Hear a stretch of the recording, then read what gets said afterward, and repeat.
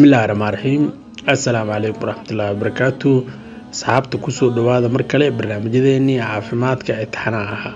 إن شاء الله maanta waxaan ka hadlaynaa xanuunka ama cudurka malaria ama duumada wax loo yaqaano kaas oo bulshadeena aad ugu badan qatar baan ku haya marka insha Allah waxaan sheegi doonaa xanuunkan waxa uu yahay xanuunkan waxa sababa calaamadaha gaarka ah xanuunkan lagu garto dhibaatooyinka culus ee laga dhaxlo xanuunkan iyo sida loo daaweeyo ugu dambeyn waxaan bixin doonaa talooyin muhiim ah oo ku aadan xanuunkan ku soo dhawaada mar kale barnaamijkeena kala soo barnaamij caafimaad oo taxan ah talooyin muhiim ah oo ku aadan caafimaadka sida wacyigelinta bulshada ee ka hortagga xanuunada halista ah iyo daaweyntooda maalin kasta afarta galabnimo saacada geeska Afrika waxa barnaamijka in soo gudbi doono Dr. Timujira fadlan subscribe sa channelkeena haddii aad ku cusub tahay sidoo kale muuqaalada aan soo gelino like saar waana ku maasantiin daawashada muuqaalada aan soo gelino mahadsanidin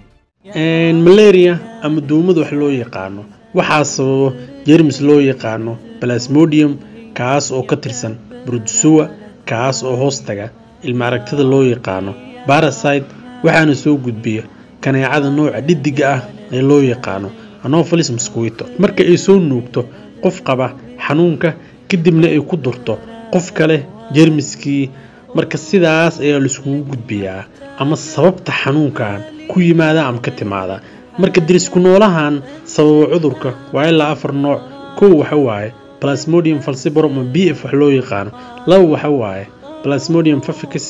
saddex waxa waaye Plasmodium ovale afar waxa waaye Plasmodium malaria marka afartaas nooc oo dirisku noola ah ayaa waxay soo qaadaa kaneecada waxayna ka soo qaataa qof xanuunka qaba waxayna u soo gudbisaa ama ay ku durtaa qof caafimaad qaba sidaas ayuuna qofka xanuunka ku qaadaa marka ay ku durto qofka waxa dhacayo in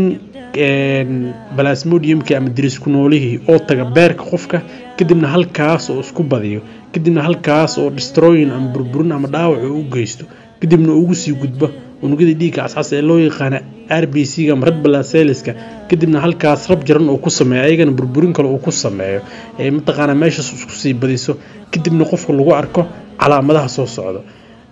koow qofka waxa lagu arkayaa qandho zaid ah ama high grade fever wax loo yaqaan taas oo jirka oo dhan ah laba qofka waxa lagu arkayaa jareen ama jeelis wax loo yaqaan saddex qofka waxa lagu arkayaa habeenkii inuu dhididaya dadka qaar waxa lagu arkayaa mental confusion wax loo yaqaan gaar ahaan mid madax saameeyay ee loo yaqaan Plasmodium falciparum ama BF loo yaqaan dadka qaar ay u waashtaan shan waxa lagu arkayaa madax xanuun ama headache wax loo yaqaan lix waxa lagu arkayaa muscle pain ama murqo xanuun wax loo yaqaan todoba dadka qaar waxa lagu arkaa labo sideed dadka qaar waxa lagu arkaa matag sagaal dadka qaar waxa lagu arkaa bag xanuun ama abdominal pain wax loo yaqaan toban dadka qaar waxa lagu arkaa shuban oo gastrointestinal symptoms ay ka mid tahay qof kasta ma dadka qaar ayaa lagu arkaa dadka qaar waxa lagu arkaa afqaraar dadka qaar number 12 waxa lagu arkaa qoorta inay xanuunto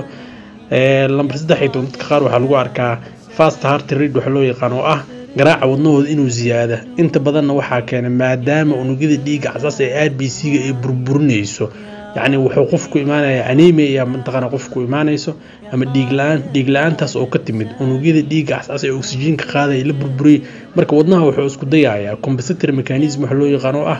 in yani dhiig yaraaday darteed in يعني bombing oo ziyaadiyo sidaas darteed uu qofku wadna garaac u dareemaya marka 13 kaas calaamad hadii aad isku aragto ama qaar kamid ah waxa qabtaa xanuunka malaria ama duumada wax loo yaqaan marka inay fahanteen ayaan rajaynayaa calaamadaha lagu garto xanuunkan iyo wax uu yahay marka hadii aad isku aragto calaamadaha aan soo sheegnay ama qaar kamid ah waxa u baahan tahay inaad si degdeg ah baaritaan iskugu sameeyso si daawada kugu haboon ugu qoro daawooyinka qaar waxba ka ma tarayaan oo waa resistance oo dunida waa laga mamnuucay inkastoo farmashiyaasha qaar lagu iibiyo wadankeena qofka marka hadii uu isticmaalo ay adag tahay inuu ku daawoobo maadaama resistance ay yihiin ama yani jeermiska oo iska caabinaya daawooyinkaas lagana gudbay marka hadii aad isku aragto calaamadahan la xiriiro malaria kor aan ku soo sheegnay ama qaar kamid ah dhakhtar